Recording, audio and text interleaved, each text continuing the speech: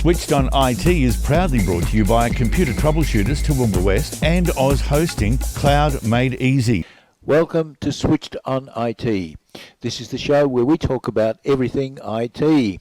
In last week's show, we talked about how to protect yourself when you're searching for things online. So, browser security. Doug and Ray talked about things like the kinds of browsers that are out there. They talked about virtual private networks and SSL certificates and a few other things like that.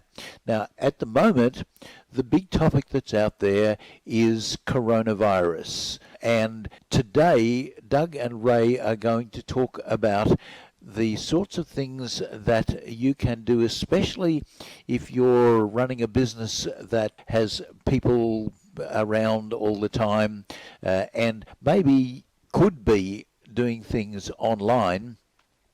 How your business can effectively deal with this current crisis. Doug Endersby and Ray Sidney Smith are with us again today. Welcome, gentlemen. Hi there. Thanks, Barry. All right, this is a really critical topic. There's lots of things flying around out there in the media and on social media that are not always particularly accurate. So let's talk today about some of the things that bring information into a little more focus so that folk can understand what they need to do in order to stay safe during this crisis. Sure, Barry. So I think we can divide the topic up into a couple of different segments. I think one of the first segments we should have a look at is what the real operational and revenue implications are for businesses. So we've certainly heard a lot about businesses that have first-hand interaction with their customer base. That's the COVID-19 coronavirus issue at the moment has got very real implications for them. And there's things and I guess best practices that people can consider to deal with that. The second factor is operationally, what does it mean for your staff? What are your options there? How do you deal with the obvious implications for them? And then the third factor is what sort of government support is being proposed or is already out there that people might consider utilising or maybe lobbying for. So we thought we'd sort of tackle it that way, and we'll have a brief discussion at the end as well, Barry. So if I can kick that off with you, Ray. In terms of I guess basic foot traffic, we're seeing certainly in certain types of retail businesses, they're seeing a drop in foot traffic, probably unless they're selling toilet paper at the moment. I thought I'd get that little reference in there so that we can put it away. But what are you seeing, and what do you think are some of the sensible ways that small businesses can deal with the implications on their revenue line with the way COVID-19 is affecting consumer behaviour? Yeah, sure. So, I mean, obviously, if you have retail traffic, if you're in travel and tourism or leisure industries, restaurant, retail are going to have an impact. The goal, of course, is to have the best response possible to this, which is to be forthright and transparent in your marketing messages to clients about what's going on in your area and whether or not your business is open for business, whether or not you're using higher level precaution than even the government authorities are providing. You want to be able to tell people when you're open for business and when you're not open for business. And so I think that's the best you can do right now.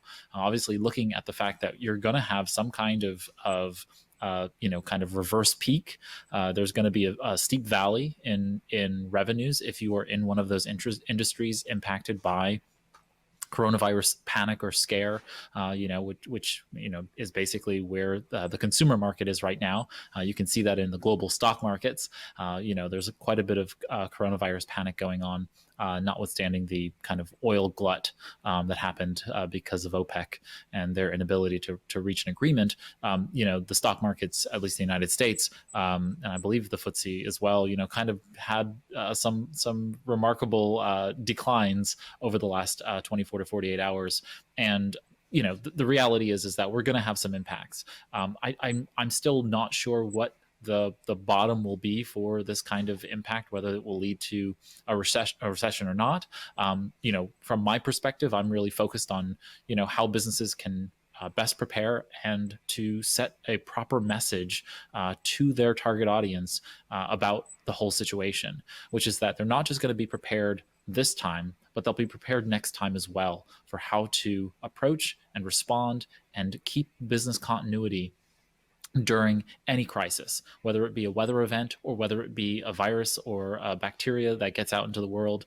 We need to be resilient to all of those things, including, as we frequently talk about here, cyber resilience, being resilient in the face of cyber attacks as well. And so that's kind of my perspective on all of this, Doug, is that we need to show resiliency across the board with regard to all of the various things that can impact the business. And if we set the right message forward in front of our customers, that level of transparency and consistent messaging will actually be good for us in the long term. Yeah, I think that's really good advice, Ray. Certainly, making sure your customers know that you're open for business, and to the extent that any best practices and guidelines for how people should interact, what sort of hygiene practices they should implement. The business should be in some way clear that it is, abiding by any of that kind of guidance, because at the end of the day, that's what they should be doing, and it's really the best that they can do to make sure that their customers have got a level of confidence in what it's going to mean for them when they interact with them. There are other types of events, and I know in my inbox I've got notification of some conferences that have actually been cancelled. But what's your observations on that, Ray? Because I guess there's other ways of dealing with those kind of events. Yeah, before we move on to that, as just a side comment to this, or an additional comment in terms of what you're talking about, what I'm really talking about when it comes to the messaging around all of this is that the coronavirus will come and go, and maybe it'll become a seasonal problem for us. Maybe it will become mutated and continue to be a problem in over the long term.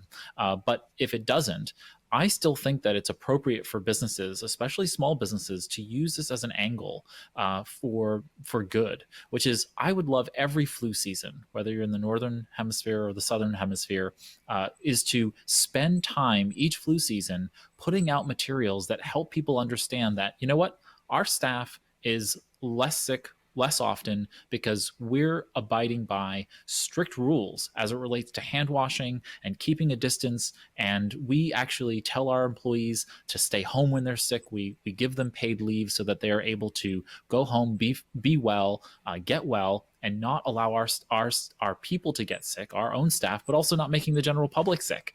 Imagine the power of that message. If you showed that to your customers, I think that's the kind of message that really helps to create a sense of fortitude, a sense of feeling good about the company that you're giving your money to, because they're taking care of their people. And in essence, they're keeping you from being sick also. It's a subtle message that's not like, a doctor telling you that you're not going to get sick, but they're doing their best to be able to make sure their community stays well. And that's the kind of message that I'm really pushing here, is that, the coronavirus is not the most deadly virus we'll ever come into contact with.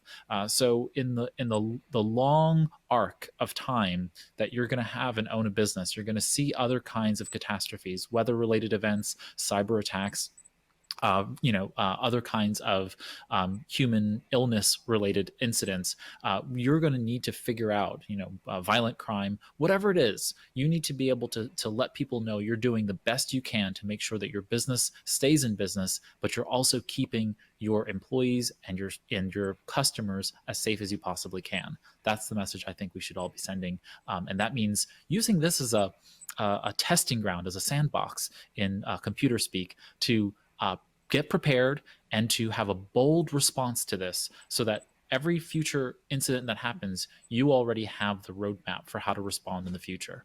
This is not going to be our last time at the rodeo when it comes to this type of thing. So then it comes down to the other side of the equation, Doug, which is I think that everybody should be making sure they follow their government's guidelines in terms of us here in the States. The CDC has made it very clear to make sure that that the people who are coming to work are well and are asymptomatic of any particular issues. That includes the flu, but also coronavirus. So if they're having the symptoms, know the symptoms of coronavirus, which is that if they have fever, if they are having any type of respiratory or breathing issues, those kinds of symptoms, are the ones that you want to make sure people are aware of, and then letting employees know. So you need to educate your employees about when to stay home. You need to separate your sick employees. Obviously, if you see someone who has some kind of acute respiratory symptoms, you need to make sure they get out of the way of other people who might be catching it. And from my perspective, making sure that you have proper hand washing routines, that are now policy. People should wash their hands when they leave the restroom. They should wash their hands once they've touched any surfaces that are public. You should have routine cleaning of all the surfaces. And we can talk about the measures necessary to clean various computer devices, since we have so many. We have mobile phones and tablets and computer screens and keyboards and mice that we are touching throughout the day, which are just surfaces that have touched, our hands back and forth, and so on and so forth. So, I think it's just a matter of educating business owners well, and that means leaning on the authorities that are giving that information out to us. And so far, that's what I'm hearing is the best information: is clean surfaces regularly and studiously, and keep cleaning them. You just can't leave them, clean them once a day and then think they're good to go. If many people are touching those surfaces, you have to have a regular cleaning of those surfaces, and that includes if you own an insurance agency, or if you own a local franchise of a Subway, you need to make sure that you are surface cleaning almost on a regular basis. Every time someone leaves a place, leaves a table, leaves a desk, just make it a habit to clean off surfaces until this whole thing blows over. Yeah. What are some things Yeah, you're hearing about on your side?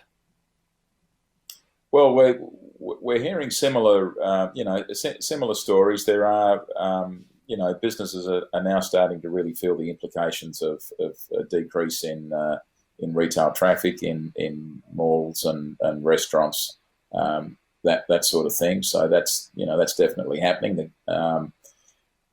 There's, I guess it's fair to say at the moment businesses are really struggling to figure out, what their messaging should be and how they're going to handle it. So, I wouldn't say that I've been really comforted by everything I've seen out there in the business community.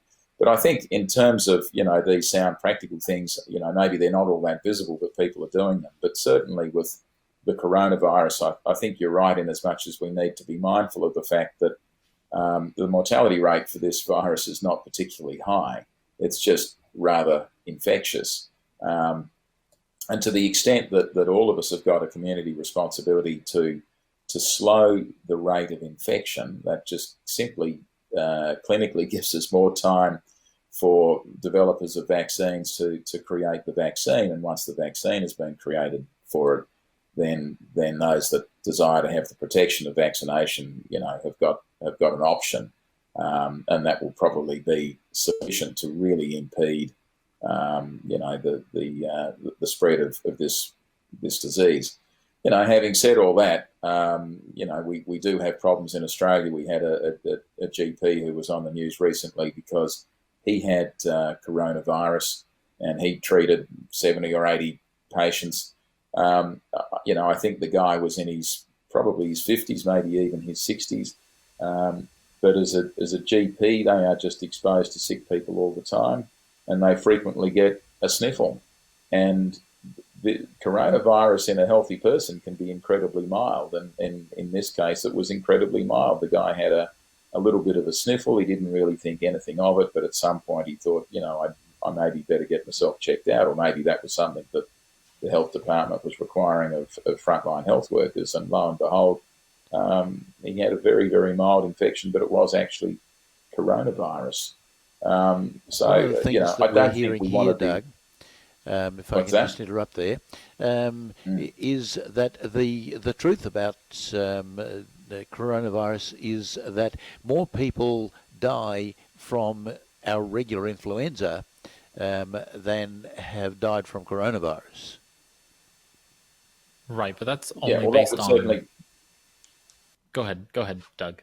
I was going to say that would certainly be factual at the moment because it hasn't worked its way through the community. But apparently it's going to have something between a 1% and 3% mortality rate, which will obviously it seems like it hasn't. The mortality rate amongst infants is almost zero. Amongst healthy people is incredibly low, and it's people with compromised immune and health levels and the elderly that are the most at risk. And so, certainly the response in at a government level has been to target the stronger protection methods and recommendations towards those high risk groups at the moment. But the bottom line is, I think we're saying we probably health wise don't have too much to be concerned about, but we just want to make sure that we impede the spread of it, and also we need to make sure that we minimise the damage to our businesses, because at the end of the day we need to keep on trading. It doesn't do anybody any good that the coronavirus wiped out more businesses than it needed to, and we need to be clever about this and make sure that we've got the right practices in place. I think that we were, Ray, just going to talk about events and conferences, those sorts of things, because they do need to attract a large number of people to be well. It's perceived that they need to attract a large number of people to be viable, but I guess there's other ways at sort of dealing with that business model in times like this. What are your thoughts on that? Yeah, it goes back to your point about that GP. They're coming into contact as basically a transmission vector for a lot of people. And if you have an ability to change your business model such that you're able to provide your services or distribute your staff and work remotely, and I think there's really no question that that's a good idea and practice if your services are not vital and you're capable of helping to reduce to impede the community spread. I think it makes a lot of sense. And so I'll take my own situation and my own company, for example. I've instituted remote work, across the board. Everybody will be working in place now. And they are still required, by me to take on the appropriate precautions, cleaning surfaces and making sure that they're hand washing and making sure that they're keeping distance from people. I don't want people getting sick for no reason in my company and doing the I can't work because I have coronavirus. So it's important to me that that my staff stay healthy. And so I want to be monitoring their health just as much as I want to be making sure that they're not spreading it within their communities, because we are a distributed workforce to begin with. So there's that part. But since I'm a professional presenter, I'm in front of audiences, sometimes good, sizable audiences every day. I see the collapse of a lot of event-driven, companies that are holding large conferences or seminars and otherwise. They're canceling left and right. And I believe fully that this could be somewhat mediated by using virtual technologies today. We can have virtual conference rooms, video conferencing technologies. We can do some of these by teleconference. Potentially more GPs can do telemedicine. Not that every malady or otherwise can be done through remote medicine, technology, but a lot of them can. So why not use this opportunity to really, stimulate the technology that can underlie, taking all of that could be considered lemons and make a little bit of lemonade out of it. And so, my company is going to be doing virtual workshops, and I'll be presenting and actually facilitating a meeting next week. It's a regular meeting that I facilitate each month with a bunch of executives from a particular locality, and we're going to do it in being there virtually. I'm going to be there through video conferencing technology, and that allows me to set a standard for everybody to say, yeah, it's fine that we still held the meeting, but if we got into a more dangerous place, it's really important that we know that we can do this type of meeting in a virtual environment. And I think that's the type of standard we need to set, which is to show people that we're not panicking, we're just being prepared, so that in the case that we need to continue doing business as we normally do, we can do that in person and virtually as well. Yeah, absolutely. It's I think that the technologies for having online meetings have been around for a long time. I mean, we can go back to GoToMeeting and Log Me In, and I can't think of all the different names of them at the moment. I think the other day I was using Zoom. I use Teams on a regular basis. I'm a frequent user of Skype for Business. People have used regular Skype. And these technologies are getting better and better and better. The networks are getting better. The levels of latency are diminishing. They're becoming less laggy. The quality of the visuals is improving all the time. So, it certainly gives us, I think, a reason, a little bit of impetus to start to use these technologies more effectively, both, in terms of, what you're referring to here in the area of conferences and expos and presentations and sort of business meetings, but also I think in the area of people working remotely and continuing to do their work, but certainly looking at situations and saying, all right, well, maybe if I've got a sniffle or a cough, or I'm feeling a little unwell, or I'm running a temperature or something like that. At the moment, it's like, okay, well, businesses should be able to have the capacity to allow knowledge workers, particularly, the ability to work remotely, work from home, and be pretty much just as effective as if they were, right there in the office. Is your computer driving you crazy? Is it slow or doing things you didn't expect? Well, having a computer crash or pick up a virus can be a complete nightmare for a business, so having someone local you can trust to get you up and running again is critical. The dedicated team of experts at Computer Troubleshooters Toowoomba West will put your mind at ease from the moment you walk through the door, and will get your problem solved in no time, with a 100% guarantee on their work.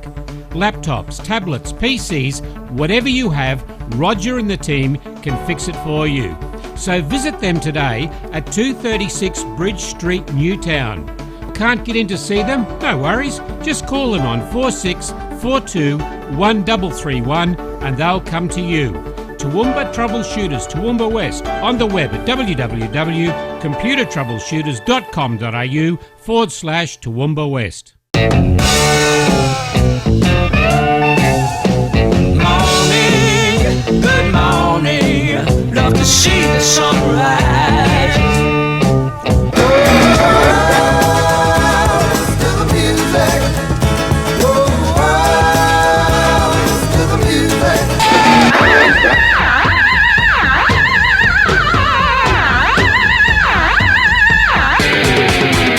Crazy Kevin on the radio. Power FM. powerfmradio.com.au. Catch the TRL Footy Show every week on PTV Channel O for an in-depth analysis of the previous week's games, plus a full preview of the upcoming round. Join our team of experts every Friday at 7 p.m. and again before the TRL Game of the Week, live on Saturday from 5 p.m. The TRL Footy Show is brought to you by Power FM and Hutchie's Builders.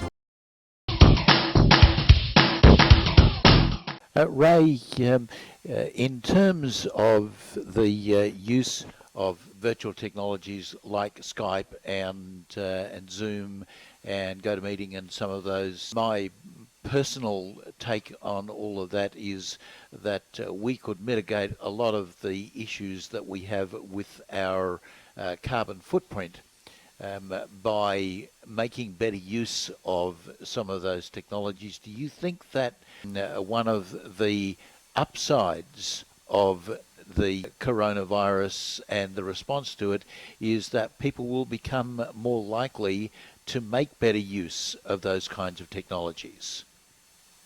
I think it'll be kind of drop in the bucket comparative. I think people will always want to group in person as a better option than meeting virtually. It's not to say that there aren't going to be niche businesses like my own where virtual work is actually more useful and will be an edge, differentiator than the average business. But it's very unlikely that if you get the travel industry that will reduce its prices to be able to match the market when interest diminishes, that people aren't going to start flying and taking the train and grouping together for meetings and conferences, workshops, and seminars more again. I think that it's a good lesson in the fact that we can do it, but I don't necessarily think that this is going to be some groundswell change in the way in which people-driven work gets done in that type of event world or anything like that. I just don't see people don't change that easily when it comes to that. Plus, there's a huge institutional, kind of collective feeling about how we should work, and people tend to believe that we should group in person to do those things. And I can't fault people. I like the idea of going and meeting people in person and shaking hands and having that kind of in-person FaceTime. As Doug said, though, the technologies are getting so much better. I mean, to be quite frank, here we are. I don't know what the thousands of miles difference between me here on the east coast of the United States, Doug in Sydney, and you in Queensland. But those are many thousands of miles of distance around the globe right now, and we're connected, talking to one another, almost face to face, if you want to call it that. That technology exists, and it's in the palm of everybody's hand today, and so not to use it is foolhardy when we need to use it. And Barry, the other, there's certainly great opportunities, and I think we will see an uptick in its usage. But totally agree, Ray, that there is something about the chemistry of face-to-face meetings that this kind of technology we're using is not going to replace anytime soon. The other factor that we talked about today was just what type of government support is going to look like for businesses that are being adversely affected. Because at the moment, I'm not really seeing too much, and I think the challenge for the government is they've lowered interest rates as much as they can, so monetary policy is not really a viable option for them to do anything stimulatory. There's not much point in unveiling any more infrastructure projects because they have very long lead times and they don't have an immediate effect. They don't do anything about retail traffic today. So I'm not too sure what way they're going to go, and I think we've also got a particular issue with so many people in a workforce that has been heavily casualised over the last decade or two. The gig economy, people that don't have any work to go to today, tomorrow, this week, and maybe for the month, don't have anything to spend, and the ability for this to really put the economic brakes on very, very suddenly is quite significant. So, I don't know what's being proposed in the US, or Barry, if you've got any insight into how the government might deal with these things. But at the moment, it looks like there's a great deal of concern, but there doesn't seem to be a great deal of targeted action. I don't have any insights into that, and I'm not sure really that there's an easy fix to it. I think that with the other things in the mix in Australia, particularly like the bushfires and floods and everything, I think it's all sort of crashed in on us at once, and I'm really not sure that there is an easy fix to all of this.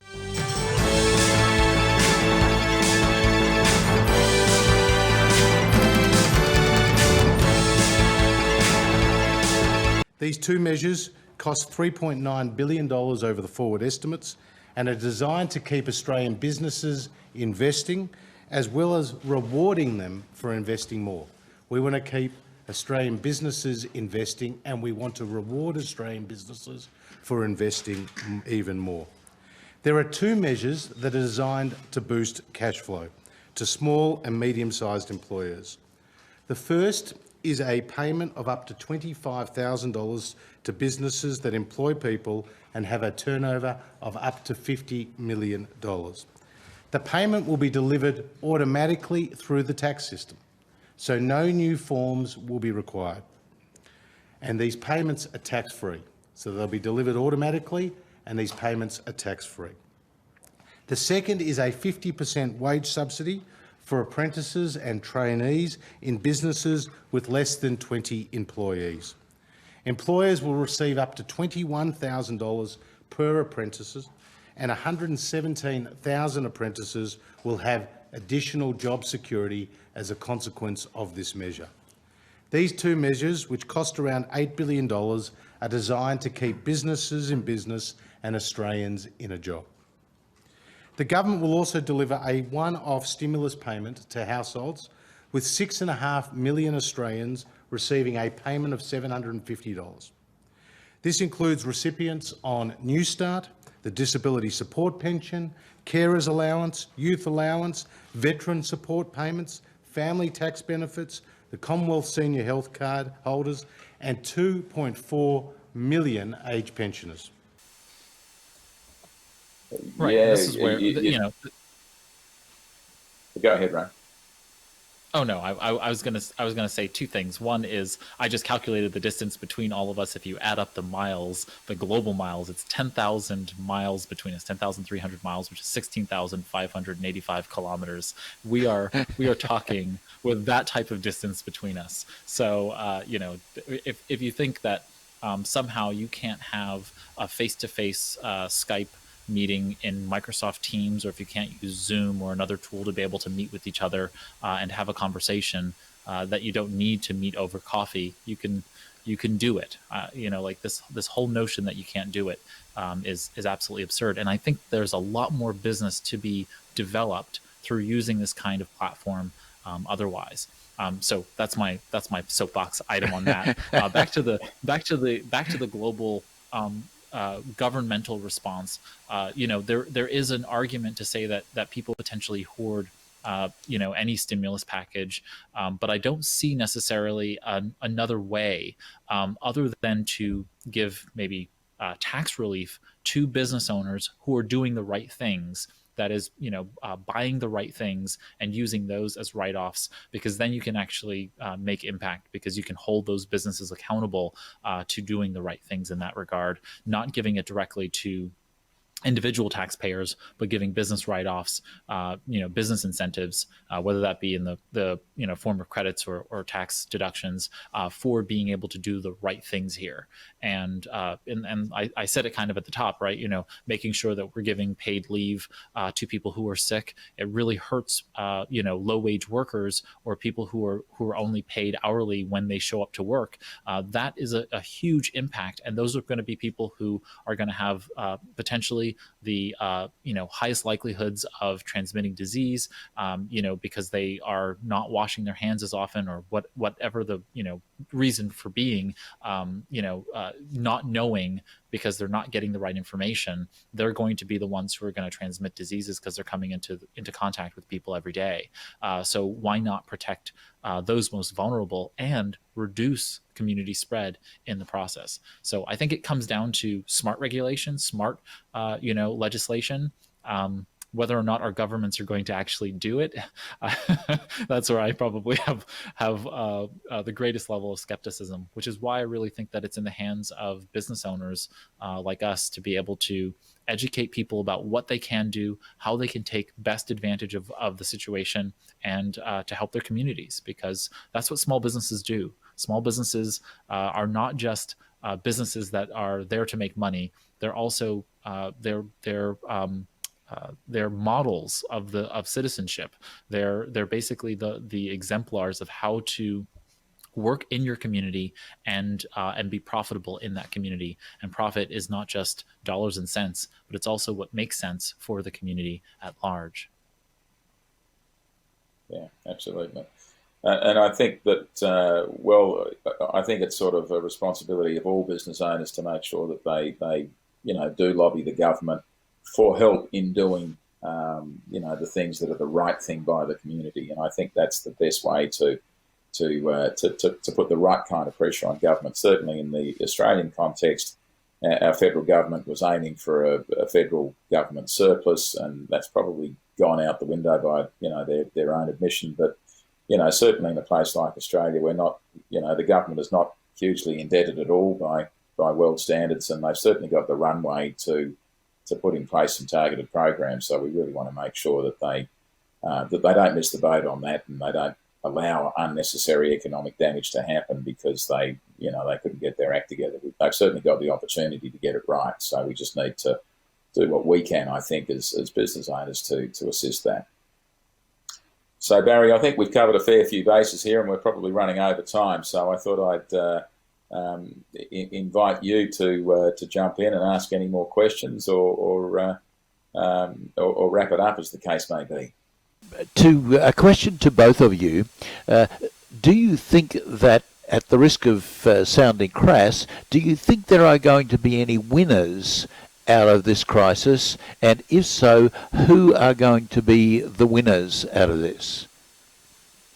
I can start. I'll say that there's a company based here in the States out of Ohio that sells Purell hand sanitizer.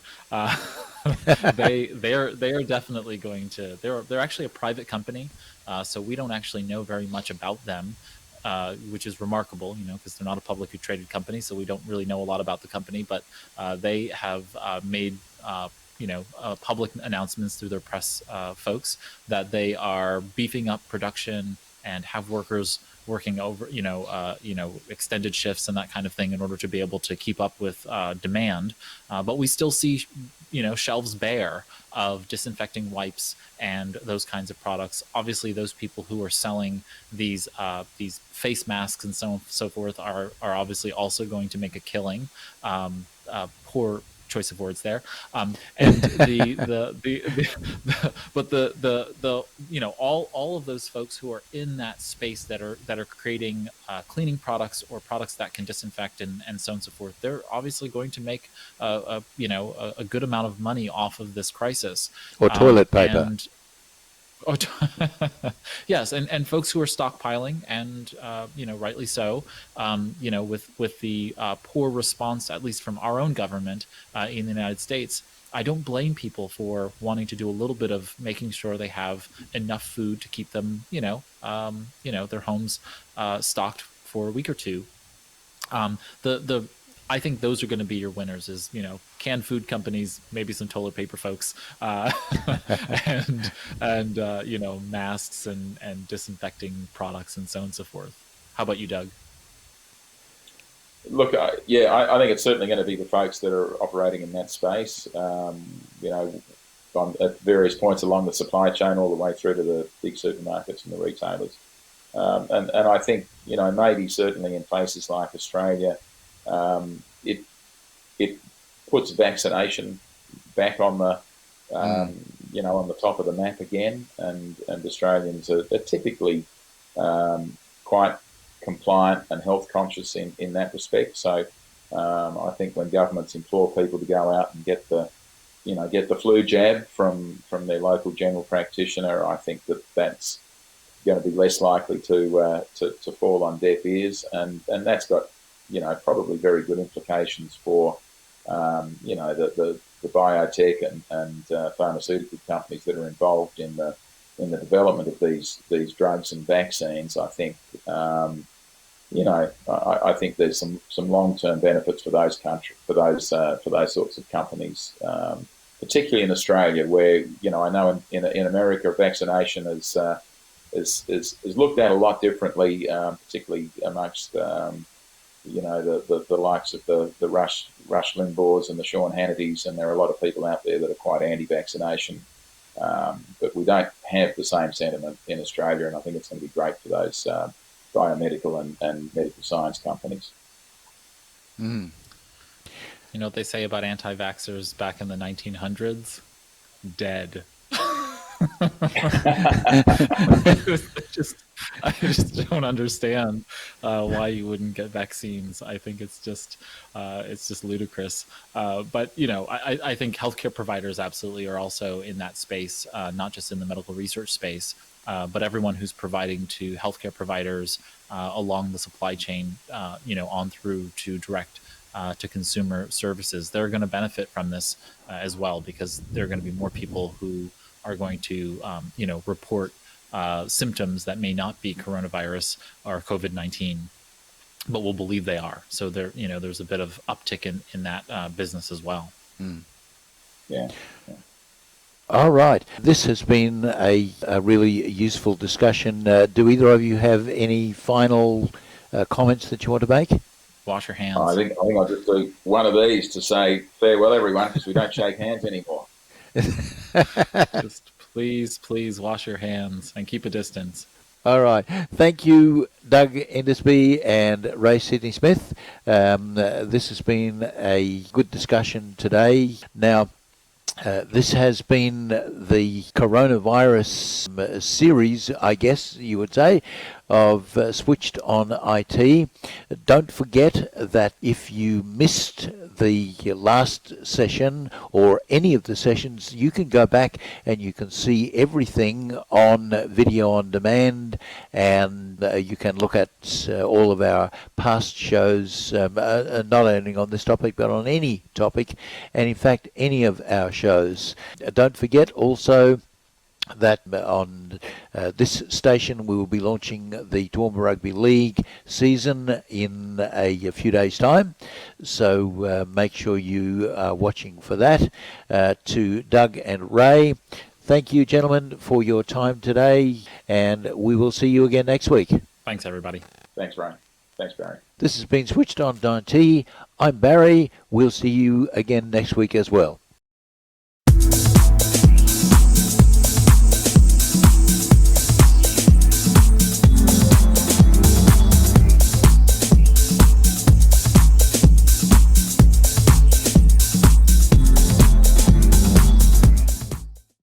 Hi, I'm Neil from CGD Group, and we do printing with imagination. Our products and imaging have that wow factor. Whether it be business cards, flyers, the Coffee Gazette, or our brand new A5 video folders and animation. Have your business branding remembered. Call us today on 4639 5553. CGD Group, printing with imagination. If you've lost your income or had a change of earning capacity through no fault of your own and are struggling with debt that you can no longer handle, you probably feel a bit like this ant. If the struggle is getting you down and you feel overwhelmed, there is an answer. Central Liaison has helped thousands of people break free of the debt struggle by handling their debt for them. Freeze all interest, stop the harassing calls from the bank and start enjoying life again. Call them today on 0409 344 070 for a confidential, obligation-free chat about how Central Liaison can help you take your life back. The number again, 0409 344 070. Call them now. Catch the TRL Footy Show every week on PTV Channel O for an in-depth analysis of the previous week's games, plus a full preview of the upcoming round. Join our team of experts every Friday at 7 p.m. and again before the TRL Game of the Week, live on Saturday from 5 p.m. The TRL Footy Show is brought to you by Power FM and Hutchie's Builders. Oz Hosting is proud to support Switched On IT in bringing practical help to Australian businesses. We're talking to literally hundreds of businesses every day about their IT services, how to make them more efficient, how to make their businesses more efficient, and how to protect their valuable data. If you'd like your IT services securely hosted right here in Australia and expertly managed, talk to Oz Hosting.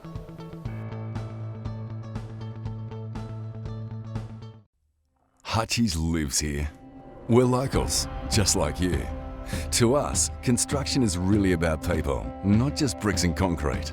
It's people who bring our structures to life and build communities.